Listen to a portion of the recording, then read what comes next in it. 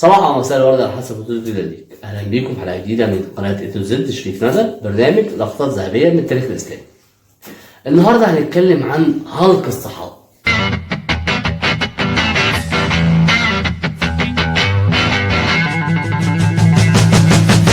يعني ايه هلق الصحابه؟ الغرب دايما بيفتخروا بابطال وهميه، باتمان، سوبرمان، كابتن امريكا، اي حاجه مان، دي ابطال وهميه مش موجوده.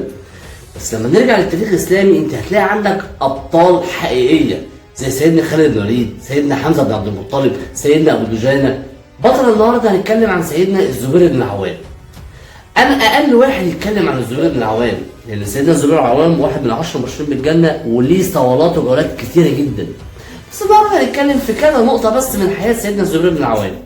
سيدنا الزبير بن العوام ايام مكه، ايام ما كان الاسلام لسه مضطهد في اوله، طلعت اشاعه ان المشركين خطفوا رسول الله. سيدنا الزبير بن العوام ما استناش الحته دي.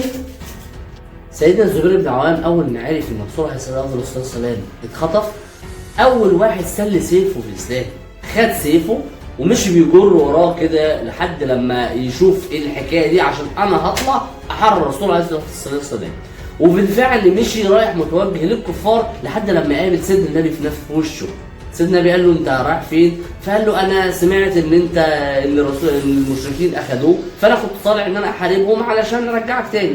وهنا سيدنا النبي عليه الصلاه والسلام قال لكل نبي حواري وانا حواري الزبير، يعني كل نبي ليه واحد بيدافع عنه، لكن الزبير بن العوام هو حواري النبي، حواري رسول الله. دي كده لقطه بسيطه جدا من ايام ما كان لسه شاب صغير، سكه 15 16 سنه. نطلع بقى قدام شويه.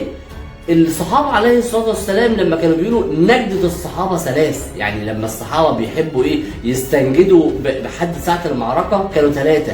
كان سيدنا علي بن ابي طالب، وطبعا سيدنا علي بن ابي طالب ليه صولات وجولات في المعارك رائعه. سيدنا حمزه بن عبد المطلب وده مالوش مثال، وسيدنا الزبير بن العوام.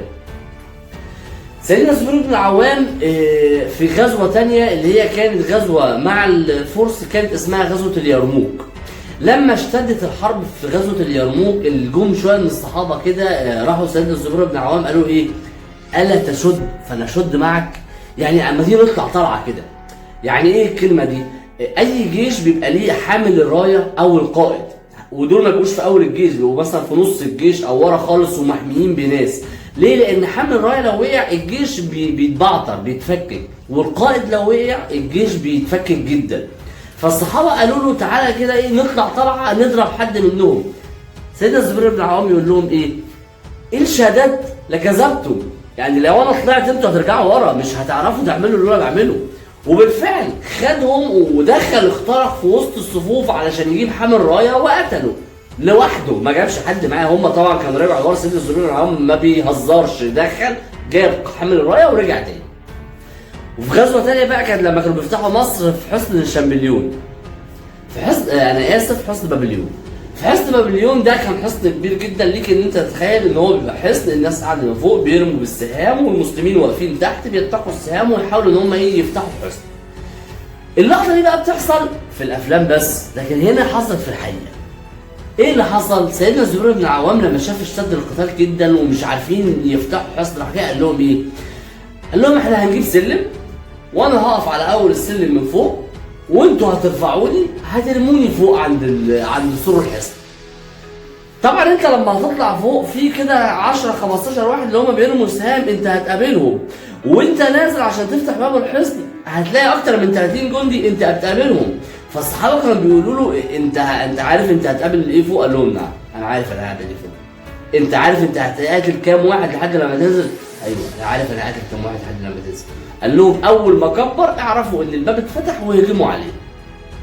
انا عايز افهم ايه العقليه دي؟ يعني ايه تخش كده على الحصن كده من فوق وانت عارف انك هتقابل ما لا يقل عن 50 واحد وانت لوحدك؟ انا الزبير بن العوام. وبالفعل الصحابه الاول حموه بالاسهم كتير، قعدوا يضربوا سهم كتير على الحصن من فوق عشان الناس بس تتخاذل عنه سنه. وبالفعل هو وقف على اول السلم ورفعوه لحد لما وصل للسور، وسيدنا الزبير بن العوام دخل وقعد يقاتل لوحده قتل اكتر من 50 واحد لوحده، ونزل وفتح باب الحصن ودخل المسلمين.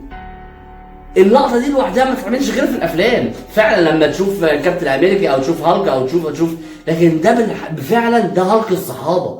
ده لما كانوا بيتشد الامر كده يدوروا على الزبير بن عوام واقفين وهو هيخش. عشان كده سيدنا النبي عليه الصلاه والسلام قال ان اللي هيقتل الزبير بن عوام هيتبوأ مكانه من النار. واستشهد سيدنا الزبير في الاخر كده، نبقى نقدر نتكلم عنها في الاخر في الفتنه اللي حصلت بيها ما بين سيدنا علي بن ابي طالب وبين معاويه. بس دي لقطه كده صغيره خالص من حياه سيدنا الزبير بن العوام، واحد بيعرفك يعني ايه بطل من ابطال الاسلام.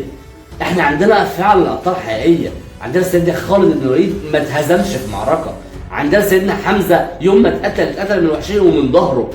حمزه ده كان بيصطاد اسود، انت مدرك يعني ايه بيصطاد اسود؟ احنا عندنا ابطال عايزين نرجع لهم ناخدهم قدوتنا ونسيبنا من الهبل ده. وبس كده يا سيدي. اخر حلقه، لو عجبتك الفيديو انت عارف هتعمل ايه، ما تنساش اللايك والشير والكومنت، تنزل تتفرج على الحلقات اللي فاتت وتستنى الحلقات الجايه وتبص على المصادر. وبس كده يا سيدي، سلام.